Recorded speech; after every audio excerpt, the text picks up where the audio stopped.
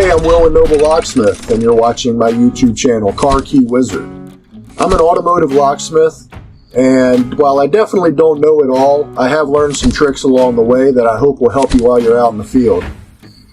One thing you can do to help me out, though, would be to subscribe to my channel. And if you like my videos, leave a comment or ask a question, and I'll get back to you as soon as I can. I make a lot of videos, so if there's something you'd like to learn more about or a video you'd like to see on a car we're working on, just let me know in the comments and I'll put it up as soon as I can. Thanks, and I hope you enjoy watching my videos. Alright, we're going to be removing the ignition cylinder. This is a 2012 VW Jetta. What you're trying to do, these bolts in here, the breakaway bolts, let me get that out of there. They're a round-headed bolt. What you're gonna do, get you a punch like this or a pick or something like that, good and strong. We get these in sets from Harbor Freight. They've got a little indent on the tip here. You're gonna hammer that in to make a little notch on that bolt, and then it's gonna turn pretty freely. Once you get it broken, it's pretty easy to spin. This one's a little hard to get to because it's got this plastic around it.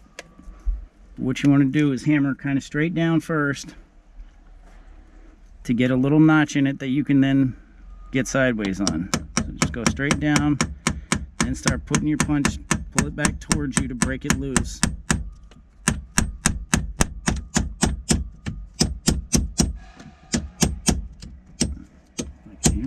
There it is.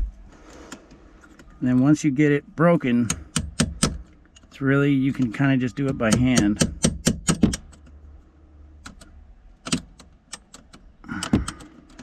You can put another notch on the other side.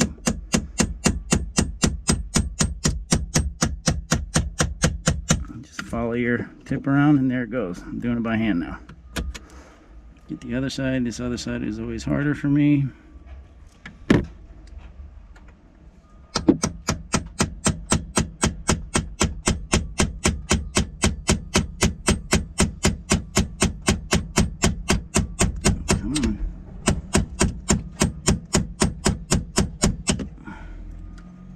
There it went.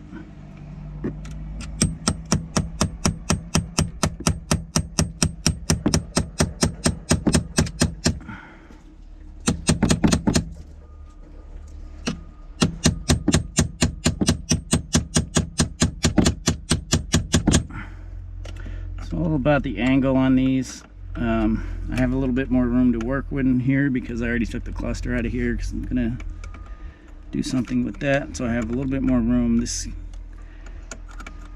main difficulty here is the angle.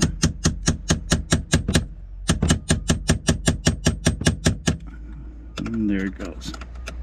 Like I said, once you get them broke, they spin pretty freely. And I'll get that out and show you how to get the rest of it out. Alright, got it out. It basically kind of, after you get these bolts out of the top, just kind of pull on it. It kind of snaps into the onto the steering column. Take a couple harnesses off, and then get it back to your van to do the repair. These ignitions go bad pretty regularly. It's not actually the ignition; it's the steering lock inside of here, and it's going to lock up. You're going to get a lot of calls for repairs for these. And make sure this is the breakaway bolt. Make sure you take this back to your van. When you get in there to start doing the repair, throw this in your vise and grab your Dremel and notch the top of here so you can put these back in with a flathead. It'll save you a bunch of time. Do that first so they can cool off while you're doing your repair, because they're going to get real hot while you're Dremeling on them if you do it last. You're going to burn your hand. Don't ask me why I know that. Alright, welcome to Noble Locksmith family. I've got the Volkswagen Jetta out of the car. Of course, I got a test key cut. I don't use full-size test blanks anymore because they're so expensive versus just buying these flip key replacements in bulk. Get them for 15-20 cents. So got this out. Of course, here is your ignition lock cylinder. Here's your steering lock, and I would call this the whole ignition lock assembly. So the goal is to get this off. So when you put this in there, it's not going to turn, right? That's the whole point of us being there. So what you want to do is get your pliers on there, and you're just going to kind of wiggle. I like to take it and kind of bang it. You're just trying to loosen things up, get those broken pieces in place until you get it to turn. So hopefully you can see that our indentation slot is lined up with the dot. So use whatever you want. It doesn't matter as long as it works. This is literally a key ring from our key rings. I like these because they are fairly rigid. I open it up, I put it in a vise, and I flatten this one side of it, and then I take a little Dremel and I cut off the end. Whatever you want. Strong paper clip works too. I just find them to be a little too flimsy. Doesn't matter. Whatever you got to do to get this off is all that matters. So what you're going to do is stick this in there, kind of wiggle it around till you get that click. Boom. How you like me now? So set that to the side.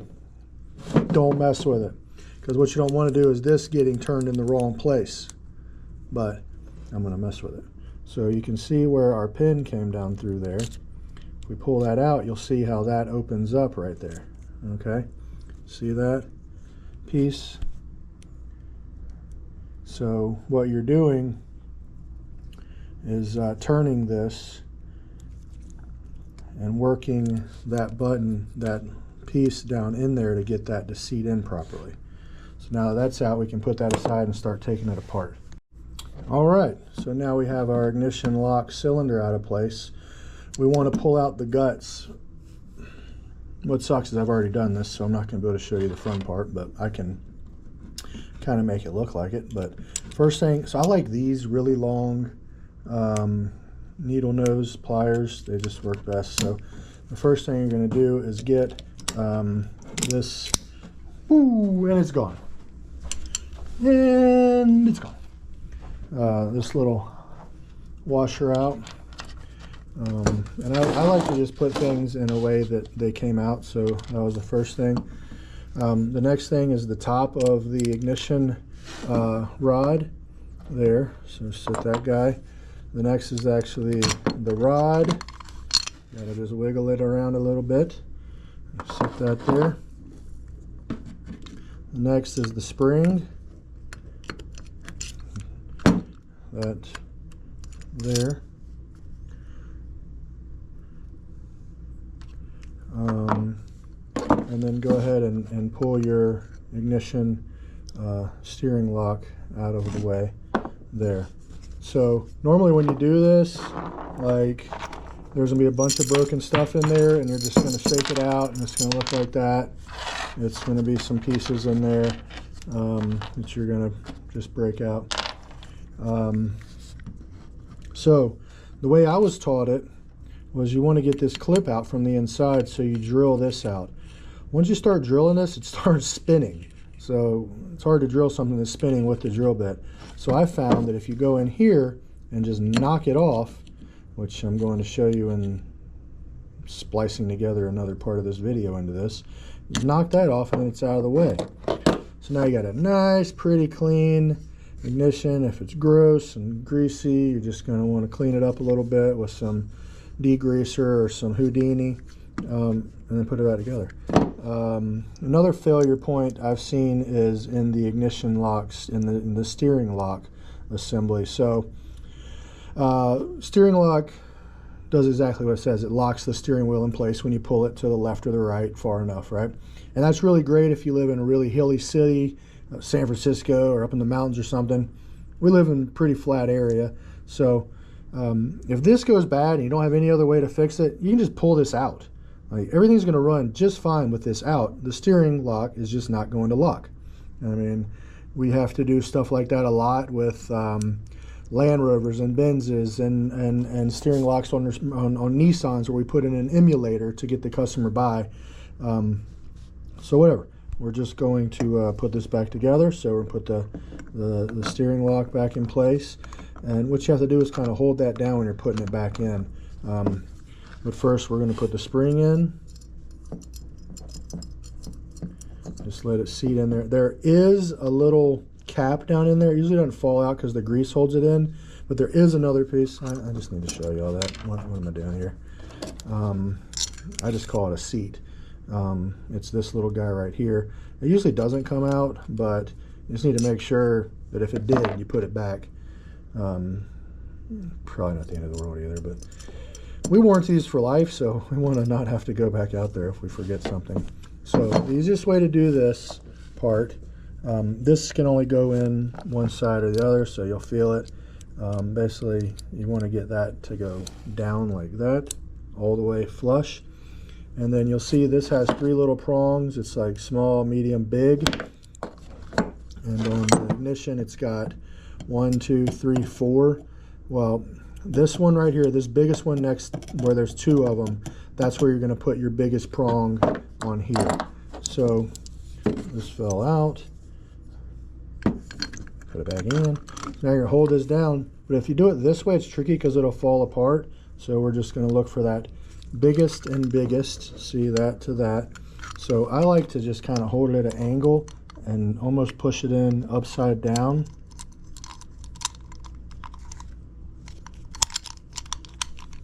And once you get that in there, then you can take your pliers and kind of wiggle it around a little bit and to get it seated.